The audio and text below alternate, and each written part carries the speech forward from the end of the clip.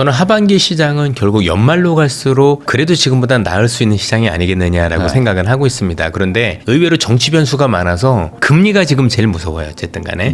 그러면 어떻게든 흔들리면 어떻게 잘 살까 고민을 해야 되는 거고. 그러니까 이게 뭐 당장 주식 시장에 나쁜 건 아니다. 당장은 쉬어가는 빌미가 될 수는 있으나 말 그대로 쉬어가는 거죠. 우리 입장에서는 사야 될 기회가 되는 거죠.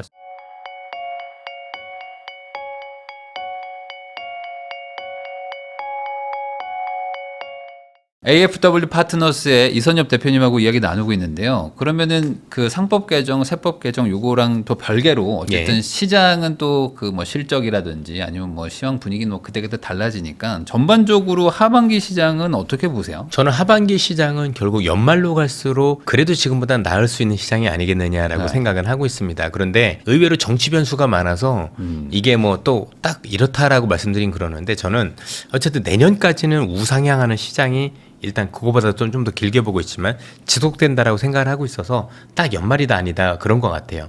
그럼 제가 지금 연말에 뭐 지금 혹시 뭐 다른 변수가 있을 수 있는 거냐에 대한 얘기는 무엇 때문이냐면 트럼프 때문입니다. 지금 정확하게 결정은 안 됐는데 트럼프가 보통 아이파라고 불리는 IEEPA라 그래서 국제 비상 경제 관한법이 있는데 이게 최근에 1심, 2심에서 트럼프는 이것 때문에 관세를 부과할 권한이 없어라고 판단을 받았잖아요. 요 3심이 뭐 지금 언론에서는 내년 6월에 나온다는 얘기도 있고 또는 일부 언론에서는 올 연말이다는 얘기도 있어요. 저는 정확하게 모르겠어요. 그런데 일단 10월 14일 이후부터는 일단 그때까지만 일단 현 법이 유효하기 때문에 그 뒤에 뭔가 빠르게 대법원에서도 결정을 내려야 될 텐데 이게 뭐 트럼프가 주장한 대로 결국 대법원에서는 기존에 썼던 1, 2심을 뒤집고 트럼프한테 뭔가 무게를 실어주면 괜찮은데 이게 만약에 트럼프가 얘기한 이 법이 위법이야라고 얘기를 하면 현재 미국은 그동안 우리한테 지금까지 걷었던 모든 관세를 돌려줘야 돼요. 그러면 일시적으로나마 그러면 와 미국이 그동안 감세도 했는데 그동안 부족했던 재정을 관세로 충당했는데 이거 다 토해내면 금리가 급등할 수 있잖아요. 그 여건이 올 연말일 거냐 내년 6월일 거냐 모르겠는 거예요. 그렇죠? 그건 단기적으로 쉬어갈 요인이 충분히 될 수는 있다고 보여지는데 어쨌든 여러분들께서나 저나 봐야 될 건 뭐냐면 이 대법원 판결이 언제 열림되라는 게 조만간 확정이 될 것 같은데 그 시기에 따라서 조금 쉬어갈 수 있는 여지를 판단할 수 있는 그렇죠? 물론 앞서 말씀드린 것처럼 무슨 트럼프가 승리로 끝나면 그러지 않겠지만 반대일 경우도 있는 거잖아요. 왜냐하면 시장에서는 지금 6대3으로 보수파가 많기 때문에 트럼프한테 유리한 결정이 내려질 것이다라고 얘기하는데 그 얘기는 미국은 법도 없다는 얘기잖아요. 그죠? 보수가 한 거면 다 되는 거고 그러면 안 되는 얘기인다는데 그러면 미국은 법치 국가가 아닌 건데 그래서 원래 미국이 생각하는 보수 법관이라는 건 법을 원칙대로 해석하는 거라고 저는 알고 있고 만약에 그러면 정말 트럼프 의도대로 해줄 거냐 아닐 거냐 알 수는 없습니다만 혹시 지금 있는 1, 2심과 같은 결과가 나오면 어쨌든 단기적으로 우리 입장에서 한번 쉬어가는 빌미가 될 것 같아서 자신 있게 딱 연말에 무조건 됩니다. 이렇게 말씀드릴 수는 없는 것 같고 다만 전체적인 큰 그림은 연말로 갈수록 지금보다는 유리한 국면이 되어갈 가능성이 높다. 이렇게 판단하고 있습니다. 그럼 대법원에서 트럼프 손을 들어주면 어차피 그냥 현 상태 똑같은 거니까 그냥 뭐 주가에는 영향은 없는 걸까요? 그렇죠. 그러면 뭐 큰 영향은 없을 거고 문제는 반대인 경우는 단기적으로 영향이 있겠죠. 그러면은 관세는 무효다라고 해버리면은 한국 주식들 입장에서는 좀 좋을 수도 있는 거 아닐까요? 그게 또 다른 걸 맞을 거니까요. 트럼프가 무서운 게 뭐냐면 트럼프가 야 너 그랬어? 그러면 내가 뭐 IEPA 말고도 뭐 슈퍼 301조도 있고 뭐 별 법이 다 있잖아요. 그런 걸 통해서 관세를 터무니없이 부과를 하면 우리 입장에서는 그냥 법이 이렇다 하더라도 제가 그냥 안 받고 다 내겠습니다. 뭐 이럴 수도 있는 거잖아요. 그렇죠? 예, 그럴 수 있죠. 예, 그러니까 어차피 걷어갈 거다. 예, 왜냐면 무서우니까 이 아저씨가 어떻게 할지 모르는 사람인 거고 사실 법도 없이 살 뿐인 거잖아요. 이미 법 없이 살고 있는 분이긴 하지만 이런 무법자 앞에서 우리가 할 수 있는 게 뭐가 있을까요? 그러면 이게 만약에 이래나 저래나 뭐 우리한테 좋을 건 없는. 사실 시장에 충격만 주고 이미 우리한테 좋을 게 없죠. 없었던 관세가 부과가 되고 있고 또 이제 일본은 이제 15%로 확정되는데 우리는 아직 15%로 얘기는 했는데 지금 문서로 확정된 건 없는 거지 않습니까? 그러다 보니 이제 답답하죠. 그러면 지금 미국에서 9월 금리 인하 얘기들이 뭐 거의 뭐 기정사실처럼 막 얘기하는 것도 많은데 그렇게 된다고 봐야 되는 건가요? 예, 맞습니다. 지금 금리 인하가 기정사실화된 가장 큰 이유는 경기가 둔화되고 있기 때문입니다. 네. 지난번에 있었던 파월 의장의 잭슨홀 연설에서도 그런 얘기가 공식적으로 나온 게 일단 우리가 알고 있는 그 관세 때문에 물가는 오른다라고 표현을 했어요. 다만 이게 장기적으로 기대 인플레이션이라고 불리는 앞으로도 물가가 계속 오를 수 있을 겁니다라는 기대 인플레이션까지는 미치지 않을 거고 일시적일 가능성이 높다라고 판단했는데 네. 그러면서 이제 고용 시장과 관련해서는 뭔가 둔화 가능성이 대단히 높다라고 얘기를 했죠. 고용이 둔화되고 있다는 얘기는 전체적으로 경기가 조금 식어가고 있다라는 얘기가 되는 거니까 사실 경기가 더 급격하게 식기 전에 대응해야 될 시기가 온 거예요. 왜냐하면 고용은요 한번 식기지 시작하면 어느 시점에 갑자기 확 나빠져요. 네. 엄청 나빠지기 때문에 만약에 이런 다음에 정책을 쓰면 정책 효과가 떨어지거든요. 그렇죠? 그러다 보니까 이미 선제적인 대응은 아니고 후행적 대응인데 지금이라도 이런 대응들을 통해서 혹여나 있을 고용에 정말 충격이 생길 수 있는 여지를 막고자 하는 게 일단 9월의 목적이기 때문에 9월에는 0.25%포인트 금리 인하가 거의 기정사실화되어 있다고 보셔야 될 것 같습니다. 올해 뭐 3번도 내린다 뭐 이런 얘기들도 막 돌고 있는데 뭐 그렇게도 보세요? 아니면 뭐 그거는 가봐야지 하는 게 금리를 더 많이 내린다라고 얘기가 나올수록 경기 둔화가 더 진행된다는 얘기거든요. 네. 그러면 지금 관세에 대한 불확실성이라든가 아니면 최근에 이민자 관련한 여러 가지 불확실성들 때문에 전체적으로 미국 그 연준이 바라보는 경기 둔화의 정도가 어디냐 여기에 따라서 제가 볼 땐 금리 인하 폭이 결정이 될 것 같아요. 저희들이 볼 땐 2번 정도 인하하는 게 시장에 더 유효적이겠죠. 왜냐하면 지금 미국 시장을 바라보는 입장이 미국은 지금 되게 비싸라는 판단이 많잖아요. 네.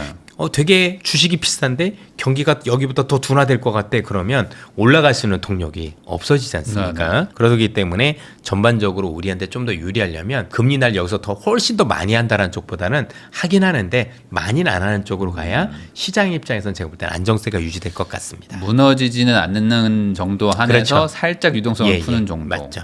예. 그러면 어쨌든 말씀하신 것처럼 경기 침체는 악재인 거고 그다음에 이제 뭐 침체는 많은 악재죠. 그다음 유동성 증가는 또 뭐 이렇게 뭐 호재라고 본다면 지금 주식 시장만 봤을 때는 금리 인하는 호재로 봐야 되는 건가요? 길게 보면 호재일 수밖에 없죠. 그럼 여기서 많은 분들이 질문하세요. 야, 네 말대로 지금 고용 때문에 경기가 둔화되고 또 네. 혹시 소비가 둔화가 더 돼서 앞으로 소비표가 나올 텐데 소비가 굉장히 둔화돼서 그렇게 되면 경기는 더 안 좋아질 텐데 야 그러면 어떻게 주식시장이 더 오른다라고 얘기할 수 있어라고 말씀 주시는 분들이 꽤 있으셨어요. 네. 그런데 지금 잘 봐야 되는 게요. 현재 주식시장은요. 소비 때문에 올라온 적이 없어요. 현재 미국의 주식시장을 움직이는 동력은 투자예요. 네. 그래서 우리나라도 지금 올라가는 게 미국의 투자 관련주들 예를 들면 변압기도 그렇고 네. 다 그랬던 거잖아요. 자, 소비로 인해서 투자하기 좋은 환경이 만들어지는 거예요.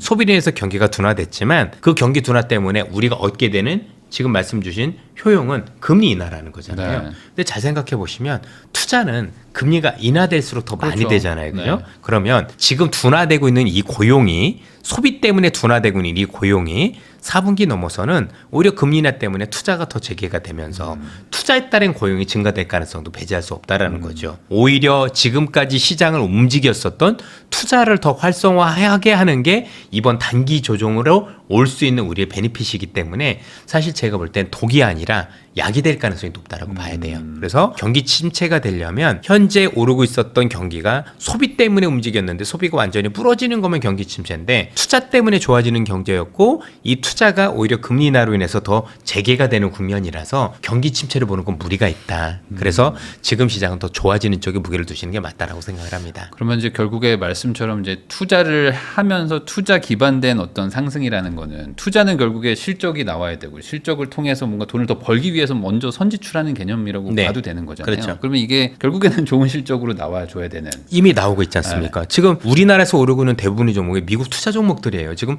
실적이 다 좋아서 오른 거지 기대로 오른 건 없어요. 그러니까 이게 뭐 당장 주식 시장에 나쁜 건 아니다. 그 당장은 쉬어가는 빌미가 될 수는 있으나 말 그대로 쉬어가는 거죠. 우리 왜냐면- 입장에서는 사야 될 기회가 되는 거죠. 말씀하신 것처럼 지금 고가권에 있다라고 뭐 다들 동의를 하고 이제 좀 거품이다 뭐 이런 얘기들도 아니, 하다 보니까. 거품은 아니고요. 네. 뭐 거품 초기 국면으로 보시는 분도 있는데 만약에 거품 초기면 거품 말기까지 가잖아요.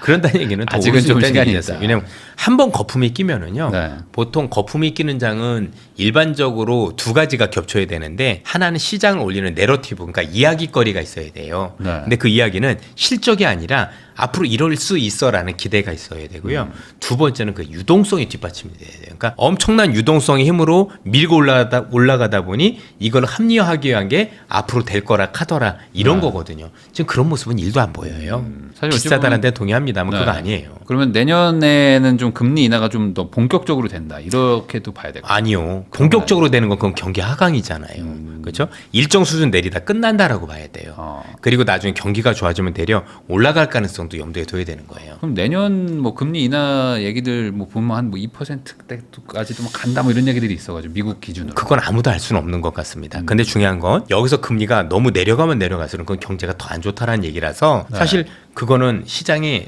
조금 더 쉬어간다는 빌미가 될 수 있다고 보여집니다. 그러면 전반적으로는 뭐 아까도 말씀하셨듯이 뭐 올해 말 그다음에 뭐 내년 정도는 그래도 지금보다는 좀 올라가 있는 뭐 미국 장도 그렇고요. 지금 2%까지 내려간다라면 그건 정말 큰 거거든요. 연준은 지금 생각하는 게 혹시 내려도 제가 볼 때는 3%대 중후반을 보고 있는 것 같아요. 근데 내년에 뭐 연준조차도 지금 뭐 2번이냐 올해 3번이냐 그것도 모르고 있는데 그래서 내년에 뭐 얼마까지 내려갈 건다라는 건 아직 너무 섣부르게 전망할 시기는 아닌 것 같습니다. 왜냐하면 트럼프 대통령이 금리 인하 계속 하라고 막 계속 압박을 막 넣고 있잖아요. 압박을 넣는다라는 얘기는 방향성을 얘기를 한 건데 네. 실제로 그렇게 되기는 쉽지는 않을 거라고 생각을 하고 있습니다. 만약에 그렇게 되려면 누가 보더라도 경기 문제가 아니라 진짜 물가가 확 내려주면 가능하겠죠. 그렇죠? 누가 보더라도 와 이제는 물가 상승 가능성이 없고 이런 어떤 관세가 있었어도 뭐 국제 유가가 크게 내려준다든가 여러 가지 요건이 되면 추가로 인하 여지는 있을 수 있다라고 보여져요. 그러나 그게 꼭 트럼프가 원하는 만큼일지는 아무도 장담 못한다라고 보여드리면 되고 많은 분들이 트럼프가 원하는 대로 된다라고 얘기를 하시는 분들이 있지만 실제 어려운 건 지금 트럼프 얘기됐던 게 하나도 없어요. 네. 러시아가 트럼프 원인대로 됐습니까? 안 중국이 됐죠. 됐나요? 그죠? 네. 다 힘없고 만만한 애들만 지금 다 그렇게 된 거예요. 우리나라나 일본이나 유럽 같은 국가들만 지금 트럼프한테 굉장히 조금 이제 협상에서 되게 불리한 위치에 있는 거지. 지금 뭐 흔히 얘기해서 글로벌에서 나름대로 조금 상남자들이라고 있는 이 국가들은 지금 트럼프 마음대로 하나도 안 되고 있잖아요. 예. 그러면 이게 결국에 관세가 좀 마무리되는 듯한 느낌이었는데 또 계속 좀 끌고 가는 거죠. 여전히 불확실한 거예요. 왜냐하면 일단은 우리나라한테도 관세가 아직 확정이 안 됐고 두 번째는 앞서 말씀드린 것처럼 이 IAPA라는 아이파라고 하는 이 국제 비상경제 수권법이 판결이 나질 않았고 거기다 또 최근엔 또 트럼프가 반도체에 대해서 또 대규모 관세를 먹인다라고 해서 이 관세 전장은 끝이 아니라 뭔가 지속적인 연장선상에 있다. 뭔가 깔끔하지 않은 모습은 계속 보일 거라고 생각을 합니다. 근데 어쨌든 트럼프의 목적은 분명했죠. 첫 번째는 이 관세의 첫 번째 목적은 어쨌든 투자 유치. 미국에 정말 들어와라. 장사가 좀 들어와라고. 두 번째는 이전에 그 정도까지 안 해서 세수 확보. 어쨌든 간에 나름대로 저는 15%까지 올릴 거라고 생각하지는 않았었어요. 나름대로 이제 제가 이전에 봤던 관세는 나름대로 투자 유치를 하고 나면 보편 관세는 부과를 하되 그게 저는 15%좀 밑으로 형성되지 않을까라는 기대가 있었는데 제가 생각한 것보다 훨씬 더 높습니다. 그만큼 트럼프는 세수 확보가 더 급하다라고도 볼 수가 있겠죠. 뭐 그때도 그게 급하지 않다라고 생각하는 건 아니었는데 이런저런 부작용들이 있을 것 같아서 그게 쉽지 않을 거라고 생각을 했는데 하네요.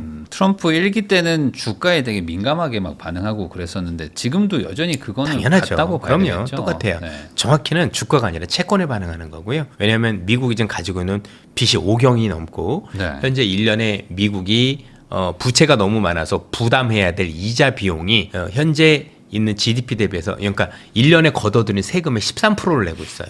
정말 큰 거거든요. 그러다 보니까 그 부담이 너무 커서 금리가 오르는 거에 대해서는 되게 고민이 많아요. 왜냐하면 여기서 추가적으로 미국의 국채 금리가 오르게 되면 채권 발행도 쉽지 않아요. 그러니까 미국에 돈을 쓰겠습니다 했는데 돈을 못 쓰게 되는 거고 또 하나는 올라가는 만큼 이자 부담이 올라가는 만큼 내가 쓰는 게 아니라 오히려 이자 부담 비용만 더 늘어나잖아요. 그러니까 주름살이 생길 수 있기 때문에 정확히는 채권에 대해서 되게 고민이 있다. 주식시장보다는 주식시장도 무시한다는 게 아니라 채권에 대해서 훨씬 특히 10년물 되게 경기하고 있다. 이렇게 보셔도 됩니다. 그래서 어쨌든 금리 인하 쪽으로 좀 계속 유도를 하려고 하지 않을까 앞으로도 계속. 유도는 하지만 금리 인하라는 게 마음대로 되는 게 아니거든요. 파월 의장도 우리가 알고 트럼프가 임명한 사람이에요. 트럼프가 임명해서 금리 잘 내려줄 줄 알았더니 오니까 중립을 지키잖아요. 그러면 지금 많이 트럼프가 뭐 스티브 마이런도 그렇고 여러 어떤 트럼프가 원하는 사람들을 연준에다 꽂아 넣는다고 하지만 거기에 임명되는 순간 거기에 들어가 있는 사람들은 무조건 트럼프 얘기만 들어줄 수는 없어요. 왜? 시간이 지나서 연준이 실수하면 다 그 사람도 귀책으로 돌아오거든요. 그죠? 너 마이런 너 때문에 미국 개망해서 그럼 나중에 교과서에 올라요. 그죠? 네. 실패한 사례 해가지고 마이런 너도 들어갈 텐데 그 사람들이 그걸 과연 원할까요? 나름대로 이런 건 있겠죠. 내릴 수 있을 것 같으면 내릴 수 있겠죠. 올릴까 말까 할 땐 좀 한번 참아볼까 이럴 수는 있겠죠, 트럼프는. 근데 네. 뭔가 큰 방향에서 방향을 거스르는 일을 할 가능성은 없다라고 보시면 됩니다. 아까 그 반도체 관세 얘기도 막 나왔는데 한국 입장에서는 여전히 그러면 가시밭길이라고 좀 계속 봐야 되는 봐야죠. 거죠. 계속 그 가능성이 여전히 있다라고 봐야 되겠죠. 그러면은 이제 그 미국 얘기는 어느 정도 좀 해주셨는데 한국 뭐 국장 입장에서는 지금 이제 전고점 직전에서 지금 계속 이렇게 터치를 네. 할까 말까 하고 있는 상황인데 그래도 이제 과거보다 훨씬 더 좋은 상황이라고 봐야 되는 거죠. 그렇죠. 네, 예. 상법 개정이나 이런 그렇죠. 어떤 여러 기본 가지. 체력이 좋아진다. 그다음에 기업의 실적도 업종별로는 좋아지는 업종들이 많이 있다 보니까 그래도 아직까지는 좀 할만하다라고 봐야 됩니다. 아, 그러면 지금 하반기 투자를 하시는 분들 입장에서는 뭘 가장 좀 조심해야 된다고 보세요? 지금 시장에서 투자할 때. 가장 조심해야 될 건 앞서 말씀드렸던 미국의 정책이 필요하는 게 일단은 그러니까 금리가 지금 제일 무서워요. 어쨌든 간에 네. 미국의 국채 금리가 급등할 수 있는 여건이 생길 수 있는 그 부분들 예를 들면 인플레이션이 그러니까 뭐 관세 때문에 그렇게 된다던가 아니면 앞서 말씀드렸었던 그 미국의 대법원의 판결이 혹시 올해 나온다면 지금 신문에서는 내년 6월로 얘기하는 경우도 많습니다. 정확하게는 아직 나온 건 없고요. 혹시 뭐 그로 인해서 생길 수 있는 부작용이라든가 이런 것들이 제일 문제가 되겠죠. 그래서 만약에 갑자기 뭐 국채를 발행해야 된다고 하면서 금리가 막 튀고 막 그러면은 문제가 된다는 거죠. 그렇죠. 왜냐하면 이제 그게 그렇게 국채 금리가 갑자기 급등하면 이게 우리는 이성적으로 생각하지만 글로벌 펀드들은 CTA 펀드가 많아요. CTA가 시세 추종 펀드인데 요건 프로그램에 돼 있어요. 네. 그래서 야 미국의 국채 금리 10년물이 이것까지 오르면 주식 다 팔아 이렇게 프로그램이 돼 있어요. 그래서 네. 그게 일시적으로 변동성 키울 가능성이 있다라고 보는 겁니다. 그러면 이런 상황에서는 좀 굳이 막 공격적으로 지금 막 돈을 더 집어넣고 하기보다는 좀 지켜봐야 되는 거라고 봐요. 아니에요. 그냥 꾸준히 사시면 된다라고 생각을 해요. 저는 정말 지수 조정이 언제 딱 온다라고 맞출 수 있는 제가 뭐 재주도 없고 그다음에 정말 주가가 다 많이 빠졌을 때 여기서 진짜 득달같이 내가 뭐 밑바닥에 산 적도 별로 없었던 것 같아요. 그렇죠? 네. 왜냐면 이제 제가 보는 건 시장이 여기부터 여기까지 정말 큰 그림을 거기 가느냐는 거지 중간중간 왔다 갔다 하는 걸 우리가 알 수는 없다라고 생각을 하는데 네. 그걸 너무 노리고 투자하는 건 제가 볼 때는 너무 어려운 일이 아닐까요? 제가 보기엔 개인 투자의 99%는 그럴 수 있는 능력이 모르겠습니다. 있으실지도 모르겠는데 저는 아닙니다. 최소한. 그러면 그냥 하던 대로 해도 큰 상관은 없는 정도. 이 시장은 길게 갈 시장이고 위로 더 올라갈 수 있는 시장이에요. 그러면 네. 어떻게든 흔들리면 어떻게 잘 살까 고민을 해야 되는 거고 내가 잘 팔아서 밑에서 또 잘 사고 요거는 신도 잘 못합니다. 만약에 그 능력 있는 사람이라면 저는 이렇게 말씀드리고 싶어요. 그럴 사람이라면 최근까지 올랐었던 우리가 알고 있었던 방산주 20배 다 벌었겠죠. 네, 그렇죠. 그다음에 그 2, 3년 전에 있었던 2차 전지 15배 다 벌었겠죠. 그다음에 변압기 10배 다 벌었죠. 그분들은 가능하겠죠. 그분들 아니라면 제가 볼 때는 그런 생각 안 하시는 게 좋습니다. 그리고 만약에 그걸 가지고 전망하시는 전문가들이 있으면 이해는 합니다. 그래도 단기적으로 어떻게 시장을 대응을 위해서 노력하시는 건 좋지만 사실 저도 지나보면 쉽지 않았다. 그리고 제가 설령 맞았으면 사실 우연도 되게 많았다. 그런 말씀을 드리고 싶어요. 큰 그림 그리고 잘 살 수 있는 기회 정도다. 이렇게 보시는 게 적절해 보입니다.